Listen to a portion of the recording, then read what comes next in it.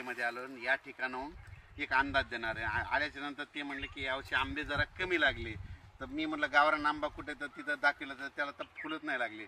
ज्या वर्षी गावरान आंबा टिकला पिकला आणि तुम्ही रस खाल्ला की समजायचं दुष्काळ पडणार, पण यावर्षी योगायोगाने त्या आंब्याला आंबेच नाही लागले, म्हणजे पाऊस जास्त होणार असा 2025ला पाऊस जास्त होणार म्हणून हे अंदाज त्या आंब्याच्या झाडानं दिला। आणि या ठिकाणाहून आज 14 एप्रिल 2025 आज अंदाज देणार आहे। राज्यातल्या शेतकऱ्याला सांगितलं की आणखीन 14, 15, 16 2-3 दिवस ढगाळ वातावरण आहे। विदर्भात, पश्चिम महाराष्ट्र, विदर्भ, मराठवाडा तुरळक ठिकाणी कुठेतरी पाऊस पडणार आहे, सर्वदूर पडणार नाही, म्हणून काही चिंता करायची गरज नाही। 18 तारखेच्या नंतर उन्हाचा पारा 43, 44, 45 अंशापर्यंत जाणार आहे, म्हणून हा अंदाज लक्षात घ्यायचा। आणि यावर्षीचा सर्व शेतकऱ्याला अंदाज सांगतो की यावर्षी म्हणजे मी जानेवारीपासूनच म्हणतो की या 2025ला खूप पाऊस पडणार आहे।